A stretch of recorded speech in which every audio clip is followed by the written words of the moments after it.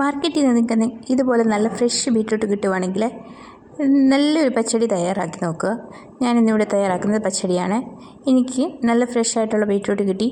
ഞാനത് 2 എണ്ണം എടുത്തിട്ടുണ്ട്. അതിനുശേഷം അതിൻ്റെ തൊലിയൊക്കെ ഒന്ന് കളഞ്ഞതിന് ശേഷം അതൊന്ന് അരിഞ്ഞെടുക്കണം. ഞാനിവിടെ ഗ്രേറ്റ് ചെയ്താണ് എടുക്കുന്നത്. ഗ്രേറ്റ് ചെയ്തെടുക്കുന്നതാണ് നല്ലതെന്ന് എനിക്ക് തോന്നുന്നു.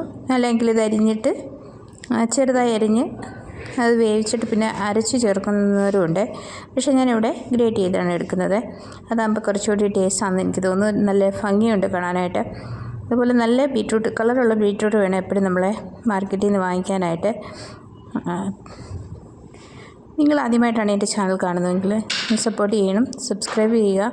പിന്നെ നിങ്ങളുടെ അഭിപ്രായം കൂടി അറിയിക്കുക. അഭിപ്രായം അറിയിക്കുമ്പം തെറ്റുകൾ എന്തെങ്കിലും ഉണ്ടെങ്കിൽ അതുകൂടി തിരുത്തുവാൻ പറ്റും. ഞാനിവിടെ ഗ്രേറ്റർ എടുത്തിട്ടുണ്ട്. നിങ്ങളുടെ പക്കൽ ഗ്രേറ്റർ ഇല്ല എങ്കിൽ നിങ്ങൾക്ക് ചെറുതായി അരിഞ്ഞിട്ട് അത് വേവിച്ചതിന് ശേഷം ഉടച്ചെടുത്താൽ മതി, അല്ലെങ്കിൽ അരച്ചെടുത്താൽ മതി. ഇതുപോലെ ഞാനിവിടെ ഗ്രേറ്റ് ചെയ്തെടുത്തതിന് ശേഷം ഇതൊന്ന് വേവിച്ചെടുക്കണം. ഇതിലേക്ക് ഇനി നമുക്ക് ഉപ്പൊക്കെ ചേർത്ത് കൊടുത്ത് ആവശ്യത്തിന് വെള്ളവും ചേർത്ത് കൊടുത്ത് ഒന്ന് വേവിച്ചെടുക്കണം. ഉപ്പ് ആഡ് ചെയ്തു. പിന്നെ ഇതിലേക്ക് അല്പം മാത്രം വെള്ളം ചേർത്ത് കൊടുക്കുക. ഞാനിവിടെ 2-3 സ്പൂൺ മാത്രമേ വെള്ളം ചേർത്തുള്ളൂ. ഇത്രയും മാത്രം. ഇത് നല്ലവണ്ണം ഇനി വേവിച്ചെടുക്കണം. ആ സമയം കൊണ്ട് നമുക്ക് അതിനുള്ള കൂട്ട് തയ്യാറാക്കാം. തേങ്ങാക്കൂട്ട്. തേങ്ങ ആവശ്യത്തിന് എടുത്തിട്ടുണ്ട്. അതിനുശേഷം ഒരു ചെറിയ കഷ്ണം ഇഞ്ചി, ഒരു പച്ചമുളക്, ഒരു ശകലം കടുക് കൂടി ചേർത്ത് നല്ലവണ്ണം അരച്ചെടുക്കണം. നല്ല ഫൈനായിട്ട് അരച്ചെടുക്കുക. ഇത് ആ സമയം കൊണ്ട് നമ്മുടെ ബീറ്റ്റൂട്ട് വെന്ത് കിട്ടിയിട്ടുണ്ട്. അതിലേക്ക് അരപ്പ് ചേർത്ത് ഇളക്കി കൊടുക്കുക.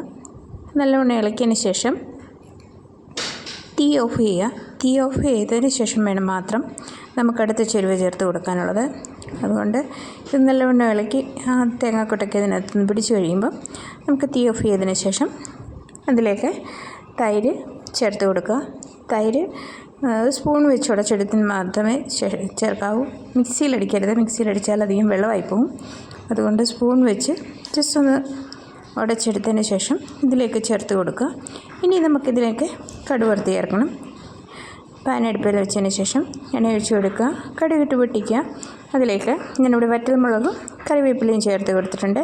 അത് മൂത്ത് വരുമ്പം നമ്മൾ തയ്യാറാക്കി വെച്ചിരിക്കുന്ന ബീറ്റ്റൂട്ടിലേക്ക് ചേർത്ത് ഇളക്കി കൊടുത്ത് നമുക്ക് ഉപയോഗിക്കാവുന്നതാണ്. നിങ്ങൾക്ക് ഇഷ്ടപ്പെട്ടുവെങ്കിൽ നിങ്ങളുടെ അഭിപ്രായം തീർച്ചയായും അറിയിക്കുക.